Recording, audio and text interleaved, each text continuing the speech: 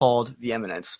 Notice, actually, this is more in line with with what's in Matthew than what we have here. If you actually look at the Greek in Matthew, we actually have a different word in place of this in Matthew 1:16.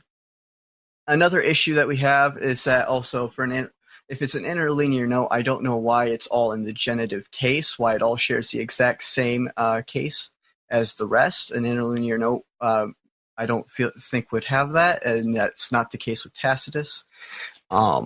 It wouldn't share the same case as the rest of the main text. And then the other argument for it being structurally varying from Josephus, the problem we have here is that actually when you look at it, so we have it comes from the fact that the relation comes before the name instead of after, like here Jesus son of Damnius, or Herod brother of Agrippa and stuff like that always comes after. However, if we want to know if this was accurate or not, we would just simply have to go to another passage that would have this and cross-reference it, and we have that here using the exact same terminology. We have brother of the same mother, brother of the same father, whose name was Eliakim. What do we have here? Brother of the same mother. Note that I brought that up earlier. Jesus, who is called Christ, that can also be used as a polemic, can be used as so-called, so the so-called Christ. James is named, and this is the same verb, that's just conjugated differently here. So you can actually see that lexically this is consistent with Josephus. It is structurally consistent with Josephus. The only thing that we would then have the problem is this talking about Jesus Damnius. The problem I see is that if this is talking about Jesus Damnius, why is it that James is not son of Damnius? And why is it that this is consistent with Christian thought? Jesus and James, brother, are only brothers of the same mother. There is no brother of the same father, as right here. And you can just look that up right there, by the same father. Why are they only by the same mother, not the same father? Why is he not a son of Damnius while Jesus is? It seems far more implicit of it being, of that, talking about the Jesus of the Bible. So yeah, I think that there's a very strong lexical argument for that actually being original. You guys can stop screen sharing now. Okay. Uh-oh. Oh, infinite regress. Let me... There we go. Yeah. So, yeah, I think there's actually a very strong argument that can be had for it to be actually original instead. And if we're going to talk about him using Christos, talking about the Messiah, as I pointed out, the verb can also be used as a polemic. So it can be the so-called Messiah, it could be an insult, and it can also Josephus elsewhere actually references Vespasian, doesn't call him the Christ, but uses messianic terminology to describe him, because that was how Josephus basically got out of a hard spot, was saying that he was the Messiah, the prophesied one of the Hebrew scripture. Okay. Well, I mean, I maybe I need to look more into it or whatnot, but I mean, I'm not convinced by your particular argument. I mean, honestly, the entire story doesn't make sense if that particular Jesus is the one who was called Christ. For one thing, I mean, he doesn't explain, what that title means, like, at all. He doesn't reference anything else in his writings at all about it. So I feel like anybody reading that would, and Josephus does this too, as I showed, that he mentions that he's already mentioned this person before. I would think that if there wasn't a mention before about it, he would explain what the Christ meant. Even if it was some kind of like insult or something like that, he would need to explain why that's an insult. Also, it doesn't make sense why later on uses the same, the same name Jesus, but then it's Jesus ben Damnius. No, that's because it's just the name Joshua. It was like the third most common name in all of Israel. So was James, but that doesn't seem to stop you from the other the other references, James was also I could use the exact same argument for your Galatians 1:19. James is a very common name and very well, most probably was a name of a Christian, just a general everyday Christian. Let me let me jump in real quick because we're kind of up against the time, so we can make sure we get the questions that we have that came in and super chats. But now I'll let you guys kind of take 3 minutes if you need that at all, and just kind of wrap up your points and any last minute thoughts, and then we'll jump into super chats. Chris, start with you. I don't have much to wrap up on. I just think that there is a strong argument to be had that he had a biological brother based off of several cross-references from John, Mark, then the Mark copied one in Matthew, the Pauline epistles, and the Josephus passage.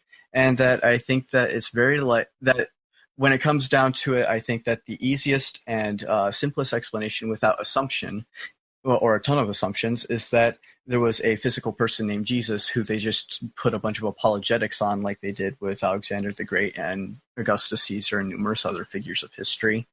And then ending it, I just want to say thank you, Godless Engineer, for, again, honoring me with having a debate, because you are actually one of my absolute favorite YouTubers and one of the first people to really get me into discussing and debating these sorts of things.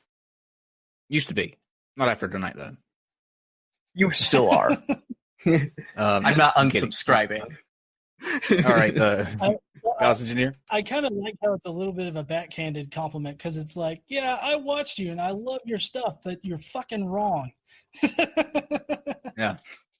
Hey, I get that all the time, dude. You're not the only one. Yeah, he does. Yeah, but you are actually wrong, Steve. No, but I guess for my out, I would say that I really appreciate that, and I'm glad that regardless of whether or not you were like, this guy's a dumb fuck, or I really like this guy, I'm glad that I was able to inspire you to really start looking into this particular field and get to researching on it and everything, because I feel like we do have a lot to learn from each other. I have been looking into this for the past few years now, and yes, I do occasionally make mistakes, what I would say is that I still feel that Jesus most probably didn't exist. And I say most probably because in history, there's no definites or absolutes. There's only probabilities. And I would say that the evidence for a historical Christ falls really short on proving historicity. I feel that Paul never actually places Jesus on earth, regardless of whether or not he thought Jesus actually was on earth or whether he was a celestial being the entire time. Paul only cites him as a vision or is getting information from the scriptures. And that's our earliest reference to Jesus. And like I said earlier today in my video, I feel like it's the only truly independent source that's in the Bible. I still consider the Gospels to be influenced not only by Paul's theology, but also by the scriptures themselves. Like I said, that's pretty evident in the very first part of Mark's Gospel and in subsequent Gospels. I feel like Gospel of John is too late for any kind of historical information about Jesus, but I still think that it can tell us about the theological landscape of the first century. I still think that all of those gospel texts have been corrupted, and we can't know exactly what was in the first century. All we can do is make an educated guess about it. And I feel like the gospels and the epistles only push me towards the more mythical kind of Jesus rather than a historical one. Okay. Just before, I just want to say I agree with what he has to say about history. It's all probabilities in the end. Awesome. Well, that was a fantastic debate. We ended on a agreement. That rarely happens, especially here. This was just a dumpster, no fire. Congrats. Thanks for describing this as a dumpster. Well, that did come out wrong. I just mean that if the show as itself is a dumpster and the crazy ones are the dumpster fires, then this was just a very cleaned out, very nice, polished dumpster. That's all that I meant. No offense. So before we jump, I'm going to let Steve ask a question, and then I'll read the super chats as soon as Steve's done. But before we do, I want to throw something up on the screen for you guys. Just a reminder, tomorrow, Aaron Ra and Jason King will be here. Maybe a dumpster fire. I'm going to bet heavily so. I'm going to bet this is going to heavily be a dumpster fire. But just wanted to, while everybody's still here, join us tomorrow. Okay, Steve, I'm going to pull the super chats window things up, and then while I do that, you can ask away. Okay, I only have one question, and this is to both of you, so answer in your own perspective. And my question is fairly simple. Why is it that of all the historical figures, for some reason, the historicity of Jesus has a lot more scrutiny when it comes to if he actually was an actual person? As Chris has pointed out, there's just genealogical records as far as like the heaven brother and some other things relating to his existence. What do you think is the reason why we would look at his existence in a different way than any other, just because he's supposed to be the Son of God? Should that affect the historicity of his existence more so than any other religious leader, or even just anybody in history? What is different about him that separates him to have such more scrutiny, other than the fact of his divinity? John, you can go first. You go first, Chris. No, you go. Okay. Well, I would say that other historical figures are definitely under that kind of scrutiny. I don't see other historical figures being special or anything like that. I just feel like they have different or better evidence. For one thing, Jesus is on his own reference class. Not his own, like it's completely separate from any and all other reference classes, but he's a dying and rising God that was supposedly existed in the first century. And while yes, there are other historical figures that have sources that don't date to mere years or whatnot after his existence or whatever, I would say that with Jesus supposedly starting this cult that grew so fast and whatnot, and reached so far in the amount of time that it did, I feel like there should be more, references to him, or at least better references. Like, for instance, for Pilate, we have references in like Josephus that talk about Pilate. But the best evidence for Pilate is actually a stone that Pilate had commissioned, or it was part of a building or something. But all we have now is a stone that has Pilate and his title on it. And then for the other historical figures, I would say that those are on probability scales too. And some of them have better evidence than others, but also a lot of them, while some of them may have been mythologized, in the writings or whatnot, there are other bits of evidence that we have that would solidify them in history. I mean, I didn't prepare for those particular ones tonight.